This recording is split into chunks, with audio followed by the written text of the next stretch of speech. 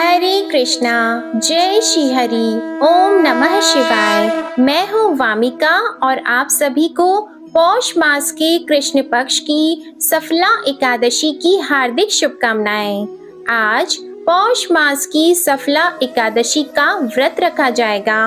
आज भगवान विष्णु जी के अच्युत रूप श्री नारायण की पूजा की जाती है। इस दिन भगवान विष्णु जी की विधि पूर्वक पूजा और व्रत करने से साधक के समस्त दोष, दुख और दरिद्रता का नाश हो जाता है तथा शुभ कार्यों में सिद्धि का आशीर्वाद और जीवन के हर क्षेत्र में सफलता प्राप्त होती है।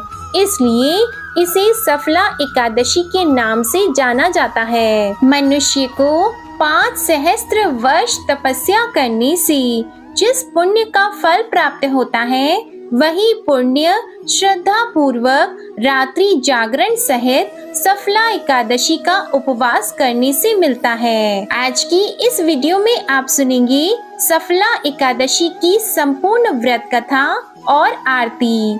इस कथा को पढ़ने और सुनने से 100 राजसूय यज्ञ और 1000 अश्वमेध यज्ञ के बराबर पुण्य की प्राप्ति होती है। तो आइए बड़ी ही श्रद्धा और प्रसन्न चित्त मन से आज की पहली कथा का शुभारंभ करते हैं। मोक्षदा एकादशी का वृतांत समाप्त होते ही धर्मराज युधिष्ठिर ने भगवान श्री कृष्ण से विनती की, हे भगवान विष्णु के साक्षात स्वरूप, पौष मास के कृष्ण पक्ष की एकादशी का क्या नाम है? उस दिन किस देवता की पूजा की जाती है तथा उसकी क्या विधि है? भगवान श्री कृष्ण ने कहा, हे धर्मराज, मैं तुम्हारे स्नेह के कारण तुम्हारे प्रश्नों का उत्तर देता हूँ, तुम ध्यान पूर्वक सुनो। एकादशी व्रत से अधिक तो मैं अधिक से अधिक दक्षिणा देने वाले यज्ञ से भी प्रसन्न नहीं हूँ, अतः तुम इसे अत्यंत भक्ति और श्रद्धा से युक्त एकाग्र मन से सुनो। इस पौष कृष्ण एकादशी का नाम सफला एकादशी है। इस एकादशी के देवता श्री नारायण हैं, अतः नारायण भगवान की पूजा करनी चाहिए। जिस प्रकार नागों में शेषनाग, पक्षियों में गरुड़ और सब ग्रहों में चंद्रमा, यज्ञों में अश्वमेध, देवताओं में भगवान विष्णु श्रेष्ठ हैं, उसी तरह सब व्रतों में एकादशी का व्रत श्रेष्ठ होता है। जो मनुष्य सदैव एकादशी का व्रत करते हैं, वे मुझको परम प्रिय हैं। अब इस व्रत की विधि कहते हैं। मेरी पूजा के हेतु ऋतु के अनुकूल फल और फूल, नारियल, नींबू, अनार, सुपारी आदि मुझे अर्पण करें। धूप, दीप, नैवेद्य आदि से मेरी षोडश उपचार पूजा करें और रात्रि को जागरण करें। इस एकादशी के व्रत के समान यज्ञ, तीर्थ, दान, तप तथा कोई दूसरा व्रत नहीं है। 5000 वर्ष तप करने से जो फल मिलता है, उससे भी अधिक फल सफला एकादशी का व्रत करने से मिलता है। अब तुम इसकी एकादशी की कथा ध्यान पूर्वक सुनो। चंपावती नगर में महिष्मान नाम का एक प्रतापी राजा राज्य करता था। उसके 4 पुत्र थे।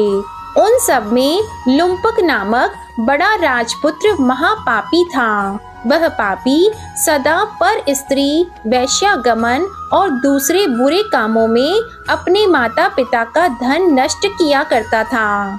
वह देवताओं, ब्राह्मणों और वैष्णवों का निंदक था। जब राजा को अपने बड़े पुत्र के इन कुकर्मों का ज्ञान हुआ, तो उसको अपने राज्य से निकाल दिया। तब वह विचार करने लगा कि अब किधर जाऊं, क्या करूं।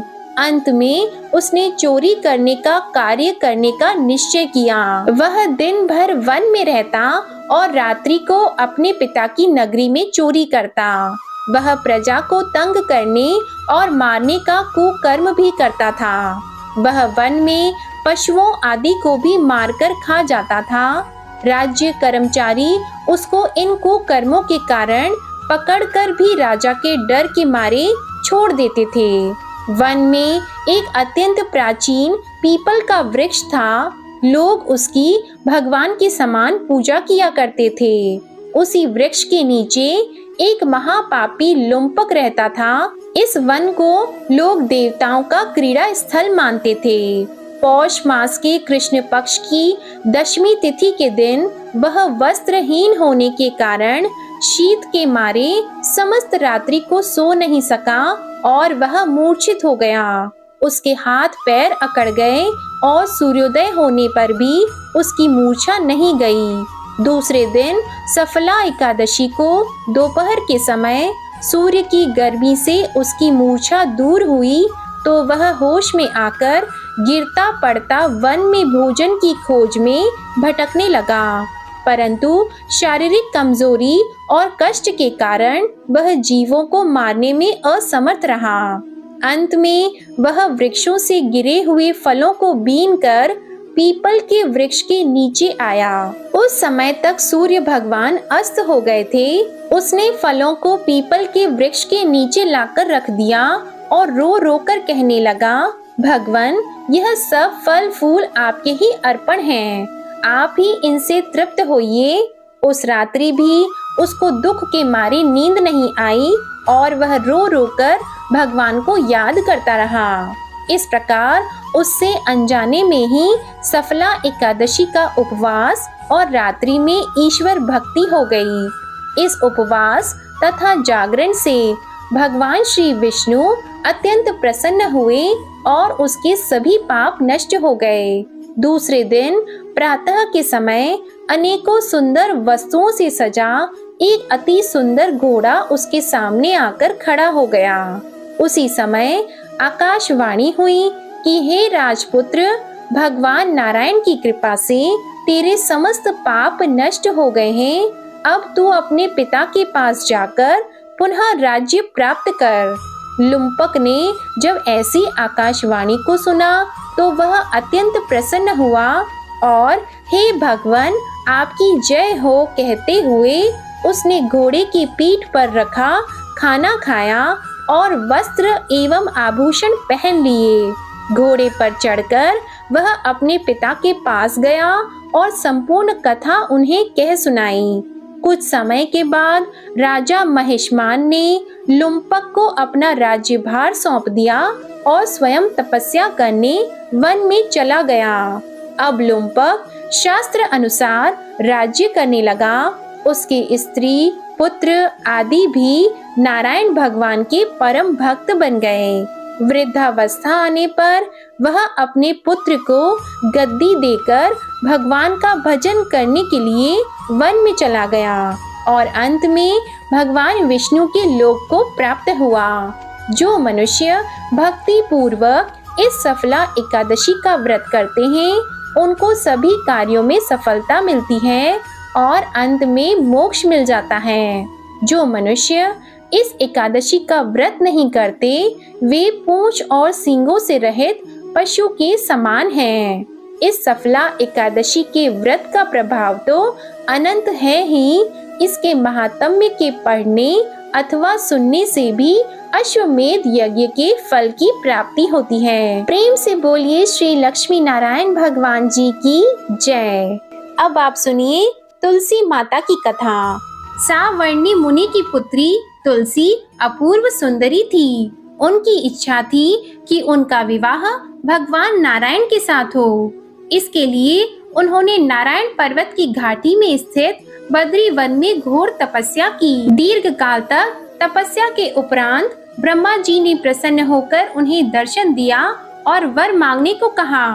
तब तुलसी जी ने कहा, सृष्टिकर्ता ब्रह्मदेव, आप अंतर्यामी हैं, सबके मन की बात जानते हैं, फिर भी मैं अपनी इच्छा आपसे बताती हूँ। मैं चाहती हूँ कि भगवान श्री नारायण मुझे पति रूप में मिले। ब्रह्मा जी ने कहा, तुम्हारा अभीष्ट तुम्हें अवश्य ही मिलेगा। अपने पूर्व जन्म में किसी अपराध के कारण तुम्हें श्राप मिला है। इसी प्रकार भगवान श्री नारायण के एक पार्षद को भी दानव कुल में जन्म लेने का श्राप मिला है। दानव कुल में जन्म लेने के बाद भी उसमें नारायण का अंश विद्यमान रहेगा।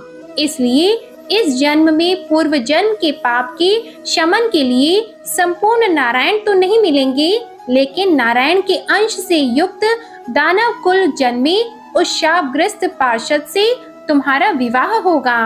शाप मुक्त होने पर भगवान श्री नारायण सदा सर्वदा के लिए तुम्हारे पति हो जाएंगे। तुलसी ने ब्रह्मा जी के इस वर को स्वीकार कर लिया, क्योंकि मानव कुल में जन्म के कारण उस मायावी भोग को तो भोगना ही था। तुलसी बद्री वन में ही रहने लगी। नारायण का वह पार्षद दानव कुल में जालंधर के नाम से पैदा हुआ था। कुछ दिनों बाद वह ब्राह्मण करता हुआ बद्री वन में आया। यहाँ तुलसी को देखते ही वह उस पर मंत्र मुग्ध हो गया। तुलसी के सामने उसने अपने विवाह का प्रस्ताव रखा। इतने में ही वहाँ ब्रह्मा जी आ गए और तुलसी से कहा, तुलसी, जालंधर को देखो, ऐसा देवोपम उसका स्वरूप है। दानव कुल में जन्म लेने के बाद भी लगता है जैसे इसके शरीर में नारायण का वास हो। तुम प्रस्ताव को सहर्ष स्वीकार कर लो। तुलसी को भी लगा कि उसकी तपस्या पूर्ण हो गई, उससे इच्छित फल मिला है। तब जालंधर के साथ उसका गंधर्व विवाह हो गया और वह जालंधर के साथ उसके महल में पत्नी बनकर आ गई। जालंधर ने अपनी परम सुंदरी सती साध्वी पत्नी तुलसी के साथ बहुत दिनों तक राज्य किया। उसने अपने राज्य का इतना विस्तार किया कि देवलोक तक उसके अधिकार में आ गया। स्वर्ग का सुख भोगने वाले देवताओं की दशा भिखारियों जैसी हो गई। जालंधर किसी को कष्ट नहीं देता था, पर अधिकार और राज्य छिन जाने से सारे देवता मिलकर ब्रह्मा, विष्णु और शिव जी की सभा में गए और अपनी विपत्ति उन्हें सुनाई। ब्रह्मा जी ने कहा, तुलसी परम साध्वी है, उसका विवाह जालंधर से मैंने ही कराया था। जालंधर को तब तक नहीं हराया या मारा जा सकता जब तक तुलसी को न चला जाए। विष्णु जी ने कहा, जालंधर पूर्व जन्म में मेरा पार्षद था। श्राप के कारण उसे दानव कुल में जन्म लेना पड़ा। इस जन्म में भी मेरा अंश उसमें व्याप्त है। साथ ही तुलसी के पतिव्रता धर्म से वह अजय है। फिर देवताओं की सहमति से भगवान शिव ने जालंधर के पास संदेश भेजा कि या तो वह देवताओं को राज्य लौटा दे या फिर उनसे युद्ध करे। जालंधर शंकर जी के पास पहुंचा। उसने कहा, देवादिदेव, आपके लिए देवताओं का पक्ष लेना उचित नहीं है। राज्य बढ़ाना हर राजा का कर्तव्य है। मैं किसी को दुखी नहीं कर रहा हूँ। देवताओं से कहिए कि भाई मेरी प्रजा बनकर रहे। मैंने आपका कोई भी अपमान नहीं किया है। हमारा आपका युद्ध शोभा नहीं देता है। अगर आप हार गए तो बड़ी लज्जा की बात होगी। मैं हार गया तो आपकी कीर्ति बहुत अधिक नहीं बढ़ेगी। भगवान शंकर फिर हंसने लगे। वे तो सब रहस्य समझते थे। तुलसी और जालंधर के पूर्व जन्म के श्राप की अवधि लगभग अब पूरी हो चुकी थी। फिर शंकर जी बोले कि इसमें कीर्ति और लज्जा की बात नहीं है। तुम देवों को राज्य लौटाकर उन्हें उनके पद पर प्रतिष्ठित होने दो। युद्ध से बचने का यही एक उपाय है। तब जालंधर ने कहा, मैंने युद्ध के बल से देवलोक जीता है। कोई उसे युद्ध के द्वारा ही वापस ले सकता है। यह मेरा अंतिम उत्तर है। अब मैं जा रहा हूँ। ऐसा कहकर जालंधर वहाँ से चला गया। उसने अपनी पत्नी तुलसी को सारी बातें बताई और कहा, कर्म भोग सब काल सूत्र में बंधा है। जीवन में हर्ष, शोक, भय, सुख, दुख, मंगल, अमंगल काल के अधीन है। हम तो केवल निमित्त हैं। संभव है भगवान शिव देवों का पक्ष लेकर मुझसे युद्ध करें। तुम चिंता मत करना, तुम्हारा सती तेज मेरी रक्षा करेगा। दूसरे दिन भगवान शंकर के नेतृत्व में देवताओं ने युद्ध छेड़ दिया। जालंधर ने भीषण बाढ़ की वर्षा कर उनका वेग रोक दिया। उसके प्रहार से देवता डगमगाने लगे। उसने दानवी शक्ति का प्रयोग करके मायावी युद्ध आरंभ कर दिया। युद्ध स्थल पर वह किसी को भी दिखाई नहीं देता था, पर उसके अस्त्र शस्त्र प्रहार कर देवों को घायल कर रहे थे। देवगण अपने अस्त्र चलाए तो किस पर चलाए, क्योंकि कोई शत्रु सामने था ही नहीं। कई दिनों तक इस तरह भयंकर युद्ध चलता रहा। जालंधर पराजित नहीं हुआ। तब शिवजी ने विष्णु जी से कहा, विष्णु, तुम कुछ उपाय करो, अन्यथा मेरा तो सारा यश मिट्टी में मिल जाएगा। विष्णु जी ने सोचा, बल से तो जालंधर को हराया नहीं जा सकता, इसलिए छल का ही सहारा लेना पड़ेगा। उन्होंने तुरंत अपना स्वरूप जालंधर जैसा बनाया और अस्त्र शस्त्र से सुसज्जित होकर तुलसी जी के पास पहुंच गए और बोले, प्रिय, मैं युद्ध जीत गया। सारे देवता भगवान शंकर समेत हार गए। इस खुशी में आओ, मैं तुम्हें अपने अंग लगा लूं। पति को प्रत्यक्ष खड़ा देखकर तथा विजय का समाचार सुनकर वह दौड़कर मायावी जालंधर के गले से लिपट गई। इस प्रकार पति पत्नी दोनों ने आलिंगन होकर खूब खुशी मनाई। पर पुरुष के साथ इस प्रकार के व्यवहार से उसका सती तेज नष्ट हो गया। उसका सती तेज जो जालंधर के कवच के रूप में रक्षा कर रहा था, वह कवच नष्ट हो चुका था। जालंधर शक्तिहीन हो गया। ये जानते ही भगवान शंकर ने अपने त्रिशूल से प्रहार किया। उस प्रहार के लगते ही जालंधर जलकर भस्म हो गया। जालंधर के मरने को जानकर विष्णु अपने असली रूप में आ गए। सामने अपने पति जालंधर के स्थान पर भगवान विष्णु को खड़ा देखकर तुलसी बहुत विस्मित हुई। उसको पता लग गया कि स्वयं नारायण ने उसके साथ छल किया है।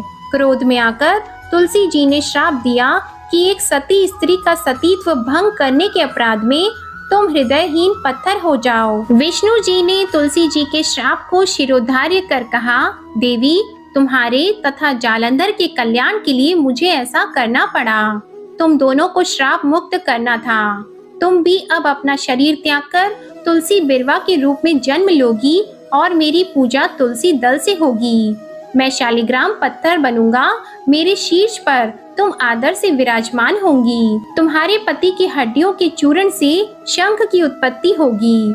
उस शंख ध्वनि से देवताओं तथा मेरी पूजा आराधना होगी। जहाँ शंख ध्वनि होगी वहाँ मंगलमय मैं विराजमान रहूंगा।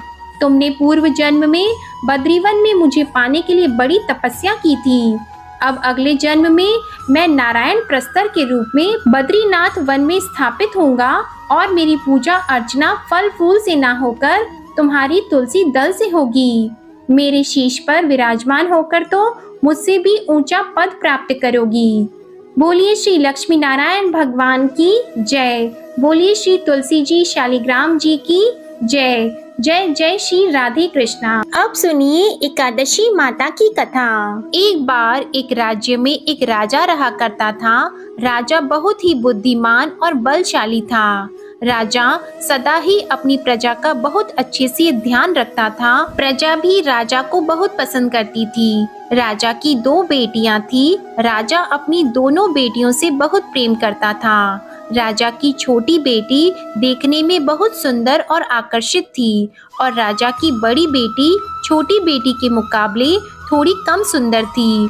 राजा की छोटी बेटी माता की पूजा किया करती थी और सभी लोग राजा की छोटी बेटी से बहुत प्रेम करते थे और बहुत प्रशंसा किया करते थे। राजा भी अपनी छोटी बेटी को बड़ी बेटी से अधिक प्रेम करता था, जिसके कारण राजा की बड़ी बेटी को अपनी छोटी बहन से बहुत नफरत होने लगी थी। राजा की दोनों बेटियां जब बड़ी हो गई तब एक पड़ोस के राज्य में रहने वाले राजकुमार राजा की बड़ी बेटी के लिए रिश्ता लेकर आया।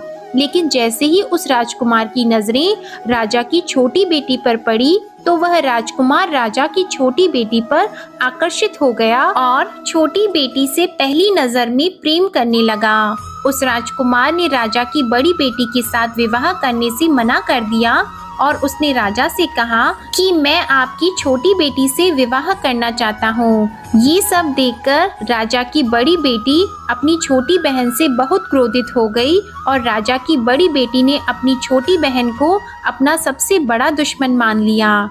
राजा की बड़ी बेटी ने अपनी छोटी बहन से बदला लेने का निर्णय किया। राजा की बड़ी बेटी ने अपनी छोटी बहन को जान से मारने का उपाय सोचा।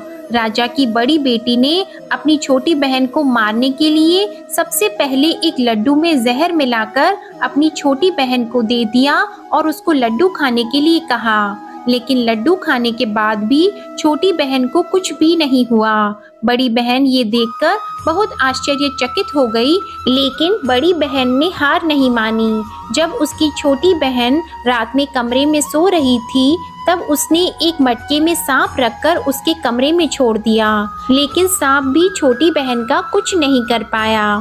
जिसके बाद बड़ी बहन ने अपनी छोटी बहन से कहा कि चलो हम लोग कुएं में से पानी भर कर लाते हैं, जिसके लिए वह अपनी छोटी बहन को पानी भरने के बहाने कुएं के पास ले गई और उसने अपनी छोटी बहन को कुएं में धक्का दे दिया। लेकिन छोटी बहन को तब भी कुछ नहीं हुआ, क्योंकि हर बार ग्यारस माता उसकी रक्षा कर रही थी और उधर बड़ी बहन अपने सारे प्रयास के बाद भी असफल हो रही थी, जिससे वह बहुत क्रोधित हो गई और फिर उसने अपनी छोटी बहन के पास जाकर उससे प्रश्न किया कि मेरी छोटी बहन, क्या तुमको पता है कि भगवान ने सबको मृत्यु एक निश्चित समय पर लिखी हुई है और कैसे तुम्हारी या मेरी मृत्यु होगी, क्या ये तुम जानती हो? तब छोटी बहन ने अपनी बड़ी बहन को बताया कि हाँ दीदी, मैं तो जानती हूँ मेरी मृत्यु कैसे होगी। छोटी बहन से ये सब बातें सुनकर बड़ी बहन मन ही मन बहुत प्रसन्न होने लगी और उसने अपनी छोटी बहन से कहा कि तो तुम मुझे अपनी मृत्यु का राज बताओ। तब छोटी बहन ने अपनी बड़ी बहन से कहा कि मेरी मृत्यु तो एक तोते में है, जो तोते के गले में एक हार है, उससे मेरी मृत्यु होगी। जब तक कोई भी व्यक्ति तोते को मारकर उस हार को अपने गले में पहनेगा तो मैं मूर्छित हो जाऊंगी, और जैसे ही उस हार को अपने गले से उतारेगा तो मैं वापस से जीवित हो जाऊंगी। अपनी छोटी बहन की मृत्यु का राज जानकर बड़ी बहन बहुत खुश हुई और उसने अपनी छोटी बहन को मारने के लिए उसके पालतू तोते को ढूंढना शुरू कर दिया। और छोटी बहन को इस बात का आभास हो गया था कि कोई उसकी जान लेना चाहता है, जिसके लिए वह अपने पिताजी के पास गई और उसने अपने पिताजी से कहा कि पिताजी, मेरी मृत्यु के बाद आप मुझे मत जलाइएगा, बल्कि आप मुझे अपनी पुरानी वाली हवेली में एक पलंग में लिटाकर छोड़ दीजिएगा। अपनी छोटी लड़की की ये बातें सुनकर राजा बहुत आश्चर्यचकित हो गया। राजा ने अपनी छोटी बेटी से पूछा कि बेटी, तुम ये क्या कह रही हो? तब राजा की छोटी बेटी ने बताया कि पिताजी, समय किसी के लिए नहीं रुकता है, क्या कब किसको हो जाए इसका किसी को कुछ नहीं पता। फिर राजा ने अपनी छोटी बेटी से कहा कि तुम ऐसी बातें क्यों करती हो?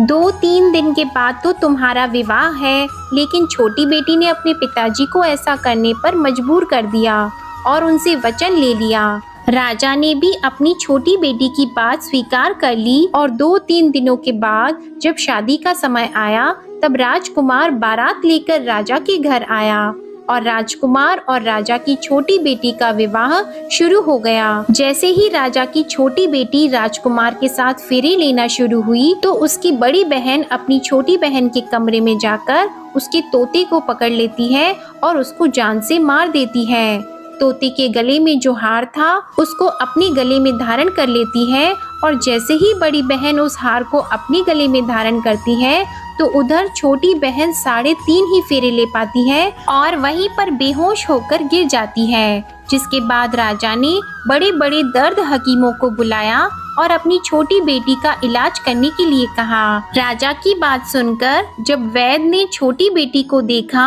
तो राजा को बताया कि आपकी छोटी बेटी ना तो जीवित है और ना मरी हुई है, ऐसा मैं पहली बार देख रहा हूँ। राजा ने वैद्य और हकीम को ये बात बाहर बताने से मना कर दिया और उनको कहा कि अगर तुमने ये बात किसी को बाहर बताई तो हम तुमको फांसी दे देंगे। राजा ने अपनी छोटी बेटी को पुराने महल में जाकर एक पलंग में लेटा दिया और वहां पर कुछ सैनिकों को तैनात कर दिया। इसके बाद राजा वापस अपने महल पर आ गया।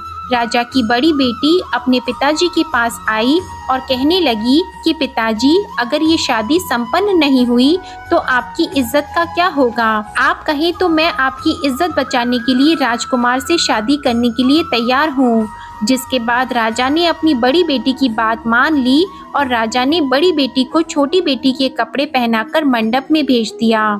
लेकिन राजकुमार ये जान गया कि ये राजा की छोटी बेटी नहीं है बल्कि ये राजा की बड़ी बेटी है। लेकिन जब राजकुमार ने शादी करने से मना किया तो सभी लोगों ने राजकुमार को बेबस करके राजा की बड़ी बेटी से बचे हुए फेरों को संपन्न करा दिया और विवाह संपन्न हुआ। जिसके बाद राजकुमार राजा की बड़ी बेटी को अपने महल में ले गया। विवाह होने के बाद राजकुमार उससे ना तो बात करता था, ना उसे पसंद करता था और ना ही उसके आसपास भटकता था। और राजकुमार ने ये फैसला लिया था कि वह अपनी प्रेमिका को ढूंढ कर रहेगा और ये जानकर रहेगा कि उसके साथ क्या हुआ है। एक दिन राजकुमार अपने घोड़े पर सवार होकर राजा के पुराने महल के पास पहुंचा, जहां पर उसने कुछ सैनिकों को देखा। महल के पास पहुंचकर राजकुमार ने जब महल को ध्यान से देखा तो वह समझ गया कि ये तो हमारे ससुर जी का महल है। तब राजकुमार ने सैनिकों से पूछा कि तुम लोग यहाँ क्या कर रहे हो और इस महल के अंदर उस पलंग में कौन लेटा है। जिसके बाद सैनिकों ने बताया कि यहाँ पर राजा की छोटी बेटी लेटी है। ये सुनकर राजकुमार बहुत प्रसन्न हो गया और वह तुरंत अपनी प्रेमिका के पास पहुँच गया और उसकी सेवा करने लगा।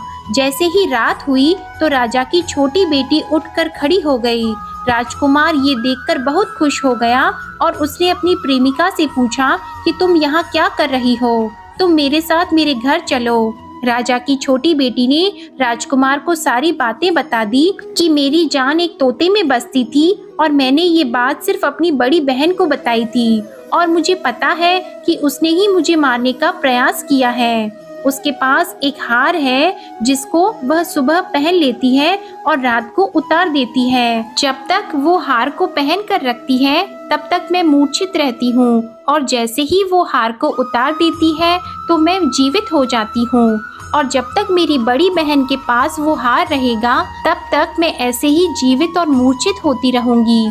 अगर मेरी बड़ी बहन के पास जो हार है वो मेरे हाथ लग जाए तो मैं हमेशा के लिए जीवित हो जाऊंगी। राजकुमार ये सब बातें सुनकर राजा की छोटी बेटी के पास रहने का निर्णय ले लेता है और उसने अपने बचे हुए सारे फेरे उस पलंग में लेटी हुई राजकुमार की छोटी बेटी के साथ ले लिए और अपना विवाह पूर्ण कर लिया और वहीं पर वो रहने लगा। देखते ही देखते कुछ समय में राजा की छोटी बेटी और राजकुमार की पत्नी गर्भवती हो गई। एक दिन राजकुमार को किसी काम से बाहर जाना पड़ा। तब छोटी बहन के पेट में बहुत तेज से दर्द होने लगा, जिसके बाद उसने माता का आह्वान किया। जिसके बाद वहां माता प्रकट हुई और उन्होंने अपने भक्तों के दर्द को दूर किया और एक पुत्र की प्राप्ति करवाई। और वहीं पर अचानक से राजकुमार भी आ गया। राजकुमार ने ग्यारस माता को देखा तो वह आश्चर्यचकित हो गया और उसने तुरंत ग्यारस माता को प्रणाम किया और ग्यारस माता ने राजकुमार से कहा, जब तुम्हारा पुत्र 5 वर्ष का हो जाए तो तुम आकर अपनी पत्नी का हार इसके गले में डाल देना। और देखते ही देखते राजकुमार और राजा की छोटी बेटी का पुत्र 5 वर्ष का हो जाता है। तो राजकुमार अपने बेटे से कहता है कि बेटा, मैं कुछ काम से बाहर जा रहा हूँ, तुम अपनी माता का ध्यान रखना, और वहाँ से चला जाता है। राजा को बाहर निकलता देखकर बड़ी बहन के सैनिक देख लेते हैं और बड़ी बहन को जाकर सारी बातें बता देते हैं। जिसके बाद बड़ी बहन अपनी छोटी बहन के पुत्र को वहाँ से उठवा लेती है और उसको मरवा देती है। छोटी बेटी के पुत्र के 2 टुकड़े करवा देती है।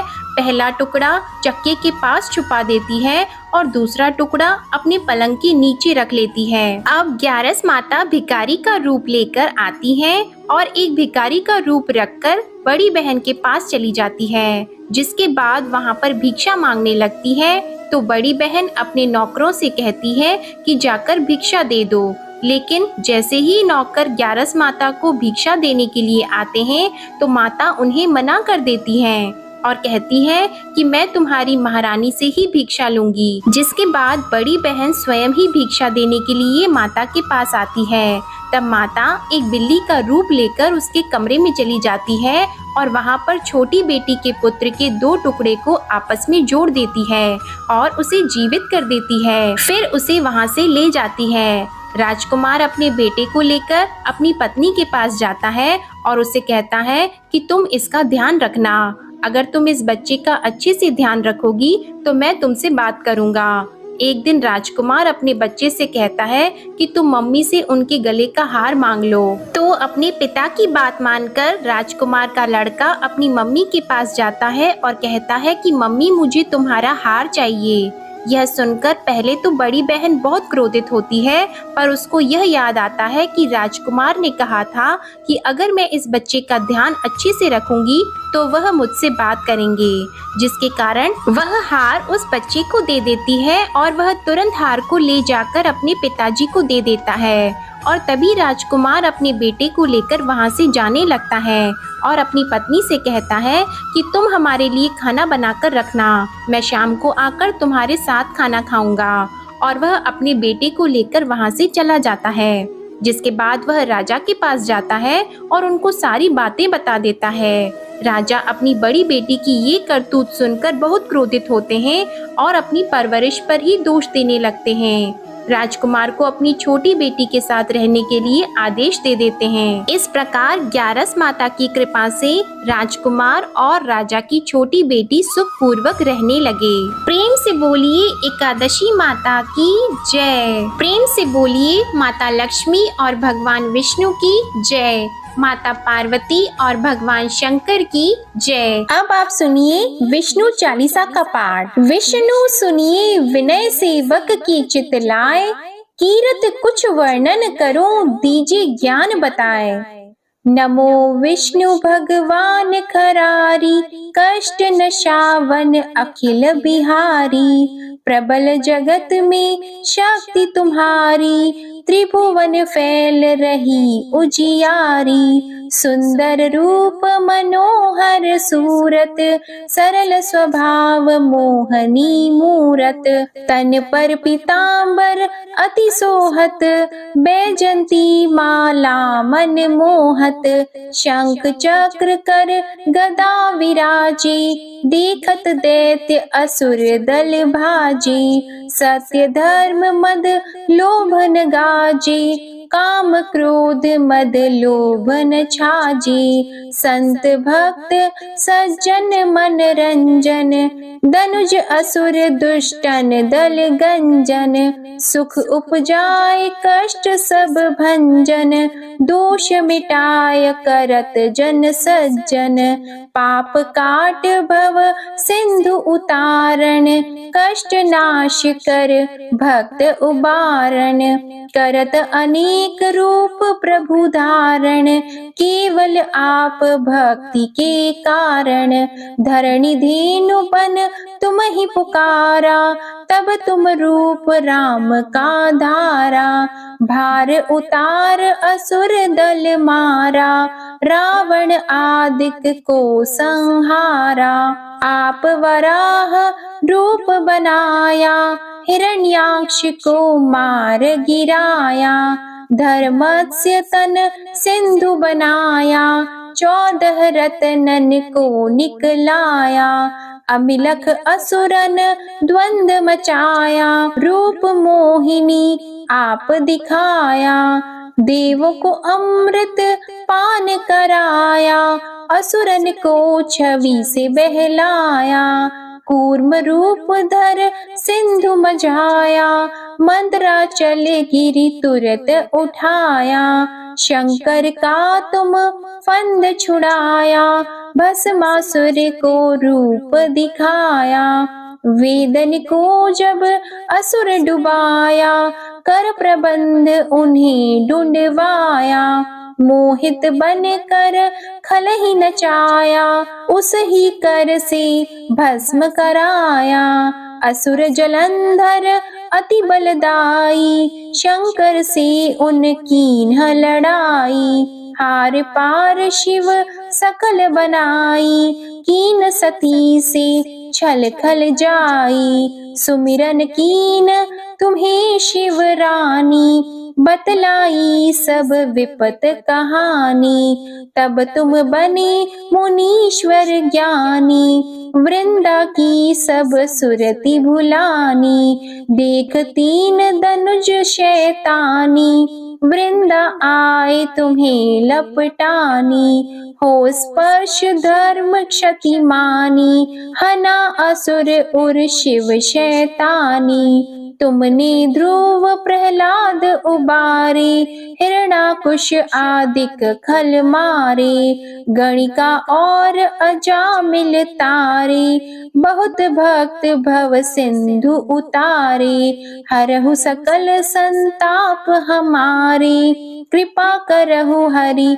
सिरजनहारे, देखहु मैं निज दर्श तुम्हारे, दीप बंधु भक्तन हितकारी, चाहता आपका सेवक दर्शन, करहु दया अपनी मधुसूदन, जानो नहीं योग्य जब पूजन, होय यज्ञ स्तुति अनुमोदन, शील दया संतोष सुलक्षण, विदित नहीं व्रत बोध विलक्षण, करहु आपका किस विधि पूजन, कुमति विलोक होत दुख भीषण, करहु प्रणाम कौन विधि सुमिरन, कौन भांति मैं करहु समर्पण, सुर मुनि करत सदा सेवकाई, हर्षित रहत परम गति पाई, दीन दुखिन पर सदा सहाई, निज जन जान लेव अपनाई, पाप दोष संताप नशाओ, भव बंधन से मुक्त कराओ, सुत संपत्ति दे सुख उपजाओ, निज चरणन का दास बनाओ, निगम सदा ये विनय सुनावे, पढ़े सुने सो जन सुख पावे। ओम श्री विष्णवे नमः। बोलिए भगवान विष्णु जी की जय। अब सुनिए विष्णु भगवान की आरती। जय जगदीश हरे, स्वामी जय जगदीश हरे, भक्त जनों के संकट क्षण में दूर करे। ओम जय जगदीश हरे, जो ध्यावे फल पावे, दुख बिन से मन का, सुख संपत्ति घर आवे, कष्ट मिटे तन का।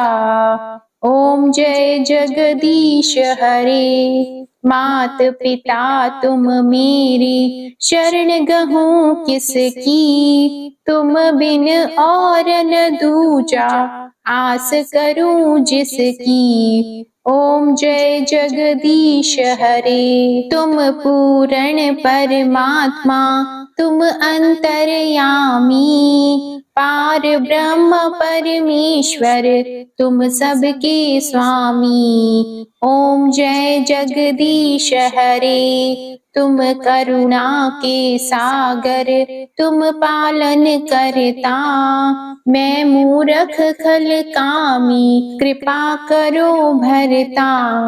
ओम जय जगदीश हरे, तुम हो एक अगोचर, सबके प्राणपति, किस विधि मिलूं दयामय, तुमको मैं कुमति। ओम जय जगदीश हरे, दीन बंधु दुख हरता, तुम ठाकुर मेरे, अपने हाथ उठाओ, द्वार पड़ा तेरे। ओम जय जगदीश हरे, विषय विकार मिटाओ, पाप हरो देवा, श्रद्धा भक्ति बढ़ाओ, संतन की सेवा। ओम जय जगदीश हरे, तन मन धन और संपत्ति सब कुछ है तेरा, तेरा तुझको अर्पण क्या लागे मेरा। ओम जय जगदीश हरे, श्री जगदीश स्वामी जी की आरती जो कोई नर गावे, कहत शिवानंद स्वामी, कहत शिवानंद स्वामी, मन वांछित फल पावे। ओम जय जगदीश हरे, जय जगदीश हरे, स्वामी जय जगदीश हरे, भक्त जनों के संकट क्षण में दूर करे। ओम जय जगदीश हरे, ओम जय जगदीश हरे, ओम जय जगदीश हरि। प्रेम से बोलिए भगवान विष्णु जी और माता लक्ष्मी जी की जय। अब आप सुनिए तुलसी माता की आरती। तुलसी महारानी नमो नमो, हरि की पटरानी नमो नमो। तुलसी महारानी नमो नमो, धन तुलसी पूरण तप कीनो, शालिग्राम बनी पटरानी नमो नमो। तुलसी महारानी नमो नमो, हरि की पटरानी नमो नमो। जाकी पात्र मंजरी कोमल, श्रीपति कमल चरण लपटानी नमो नमो। तुलसी महारानी नमो नमो, हरि की पटरानी नमो नमो। कौन से महीने बोई रानी तुलसा, कौन से महीने हुई हरियाली नमो नमो। कौन से महीने हुई तेरी पूजा, कौन से महीने हुई पटरानी नमो नमो। तुलसी महारानी नमो नमो, हरि की पटरानी नमो नमो। आषाढ़ मास में बोई रानी तुलसा, सावन मास में हुई हरियाली नमो नमो। तुलसी महारानी नमो नमो।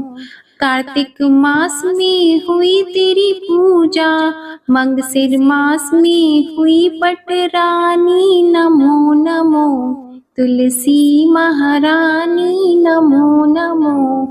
धूप दीप नैवेद्य आरती, पुष्पन की वर्षा बरसानी नमो नमो। तुलसी महारानी नमो नमो। 56 भोग 3600 व्यंजन, बिन तुलसा हरि एक न मानी नमो नमो। तुलसी महारानी नमो नमो। जो तुलसी को सवेरे गाए, श्री कृष्ण के दर्शन पाए नमो नमो। तुलसी महारानी नमो नमो। जो तुलसी को दोपहर में गाए, खीर खांड का भोग लगाए नमो नमो।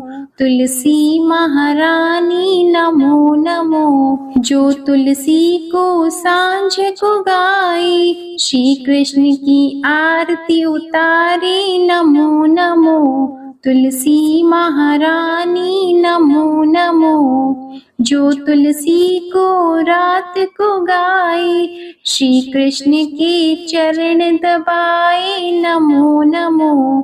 तुलसी महारानी नमो नमो। सभी सखी मैया तेरो यश गावे, भक्ति दान दीजिए महारानी नमो नमो। तुलसी महारानी नमो नमो। तुलसी महारानी नमो नमो, हरि की पटरानी नमो नमो। प्रेम से बोलिए तुलसी माता की जय, लक्ष्मी माता की जय। आपको आज की कथा पसंद आए तो वीडियो को लाइक करके चैनल को जरूर सब्सक्राइब करिएगा और कमेंट में भगवान श्री लक्ष्मी नारायण जी की जय जरूर लिखिएगा। प्रेम से बोलिए भगवान श्री लक्ष्मी नारायण जी की जय।